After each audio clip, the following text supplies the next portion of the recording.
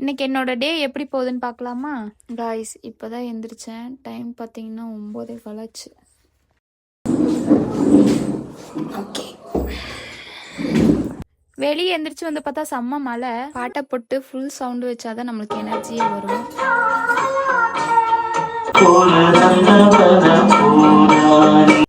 மழை வந்தாலே கட்டில விட்டு எந்திரிக்க தோணாது. நம்மளுக்கே இப்படி குளிருதுன்னா அப்ப ஊட்டி சைடு இருக்கவங்களாம் ரொம்ப பாவங்க. காப்பி குடிச்சு முடிச்சுட்டு களத்துல இறங்குதா பங்கு அப்படிங்கிற மாதிரி இறங்கியாச்சு வேலை செய்ய. எங்க பார்த்தாலும் மழையா தான் இருக்கு. கொஞ்சம் எல்லாரும் சேஃபா இருங்க. ஹவுஸ் ஒய்ஃப் எல்லாம் ரொம்ப பாவங்க. எல்லாரும் சொல்லுவாங்க, உங்களுக்கு என்னப்பா நீங்க சாப்பிட்டு நல்லா படுத்து தூங்கி எந்திரிக்கிறீங்க அப்படின்னு. எங்களுக்கு இருக்க கஷ்டம் எங்களுக்கு தானே தெரியும். நல்லா சாப்பிட முடியாது, பாத்ரூம் போக முடியாது. அவங்க தூங்குற டைம்ல பாத்திரம் கழுவணும், துணி துவைக்கணும், மத்த வேலை எல்லாமே பார்த்துட்டு அதுவும் அவசர அவசரமா தான் செய்யும். கரெக்டா சாப்பிடலான்னு போவோம், கரெக்டா பாத்ரூம் போயிருவாங்க, இல்லைன்னா அழுவாங்க. அப்படியே வச்சுட்டு எந்திரிச்சு போயிடணும். அதே மாதிரி எங்கேயாவது வெளியே போனோம்னா அங்க போனாலும் அதே மாதிரி தான் பண்ணுவாங்க. எனக்கெல்லாம் ஏன்டா போனோம், பேசாம வீட்லயே இருந்திருக்கலாமான்னு வரைக்கும் தோணிருக்கு. எனக்கு மட்டும் இல்ல, இதே மாதிரி நிறைய பேருக்கு தோணிருக்கும்னு நான் நினைக்கிறேன். உங்களுக்கு இந்த மாதிரி தோணி இருக்குன்னா கமெண்ட் பண்ணுங்க. நிஜமாவே ஹவுஸ் ஒய்ஃப்ல ரொம்ப கிரேட்ங்க. இன்ஸ்டாகிராம்ல இந்த 2 டேஸா வைரலா போயிட்டு இருக்க வீடியோ நீங்க பாத்திருப்பீங்கன்னு நான் நினைக்கிறேன். சோசியல் மீடியாவை பொறுத்த அளவுக்கு பொய்ய கூட உண்மையாக்கிடுவாங்க, அந்த அளவுக்கு இப்ப போய்கிட்டு இருக்கு. உங்களுக்கும் கூட பிறந்த அக்கா தங்கச்சில இருக்குல்ல, அவங்களும் இந்த மாதிரி பண்ணுமோ, நீங்களும் இப்படிதான் லிங்க்னு கேட்டு எல்லாத்துக்கும் கமெண்ட் பண்ணி அந்த பொண்ணு இப்ப சூசைட் பண்ணிருச்சு. இதுக்கெல்லாம் காரணமே சோசியல் மீடியா. செஞ்சு அந்த மாதிரி வீடியோ எல்லாம் வச்சிருந்தீங்கன்னா அதெல்லாம் டெலீட் பண்ணிருங்க.